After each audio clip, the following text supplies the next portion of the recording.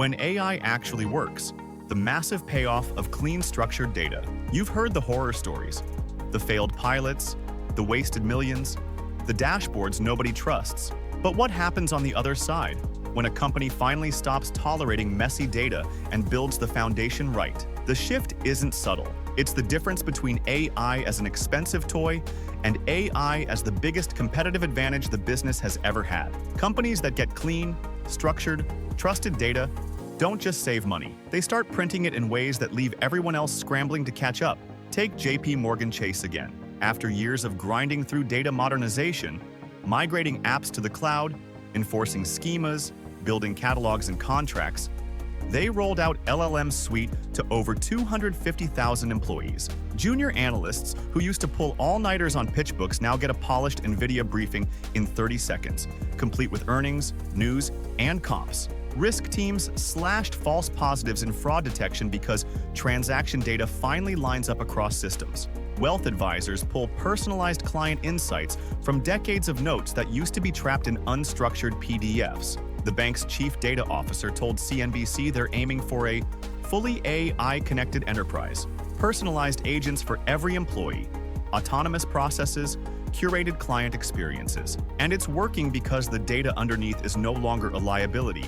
It's structured, discoverable, and reliable. That's turning a $4 trillion balance sheet into something AI can actually optimize at scale. Amazon is the classic example everyone points to, but it's worth remembering how far they've come.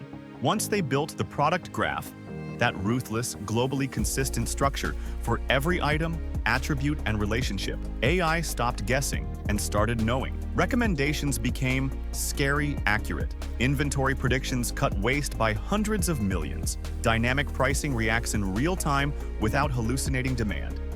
Search understands intent instead of choking on synonyms. None of that happened because they hired fancier data scientists. It happened because they gave the scientists data that didn't lie. Netflix turned viewer chaos into the retention machine we all envy.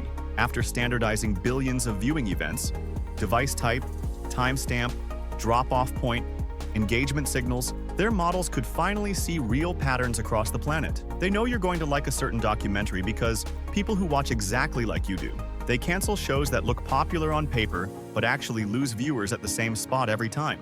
That precision keeps churn low and growth high. It's why they can spend 9 figures on content and still come out ahead. Structured data made the algorithm trustworthy enough to bet the business on. The SoftServe 2025 study quantified what these leaders already live. The minority of companies with mature data foundations, real cleaning plus proper structuring and governance, aren't just avoiding pain.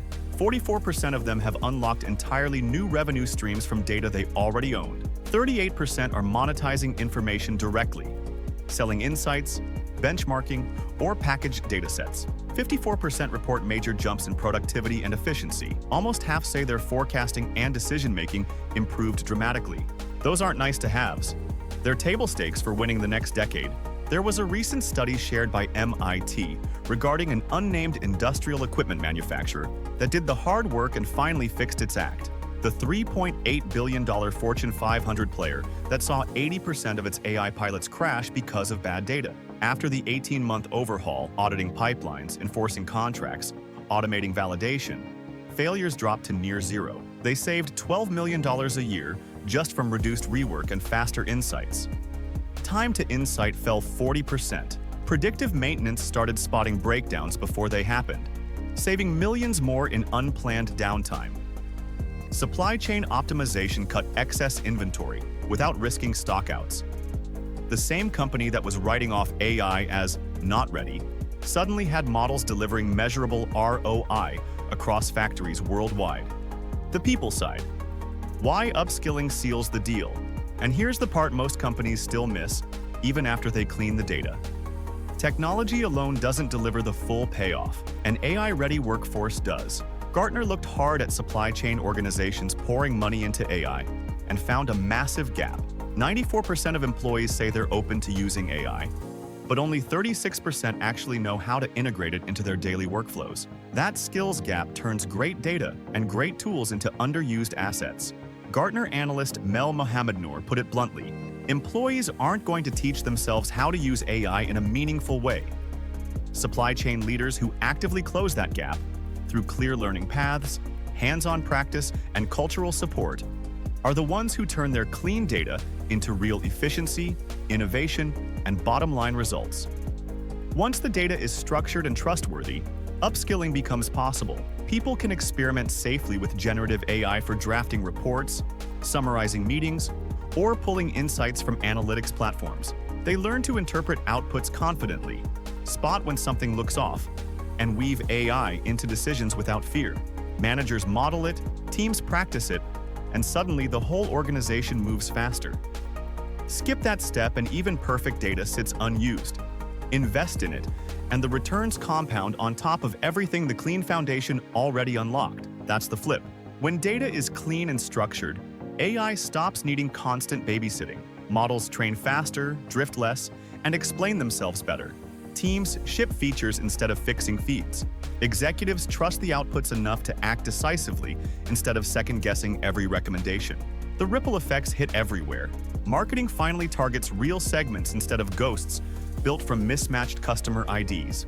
Finance closes books faster because reconciliations aren't manual marathons.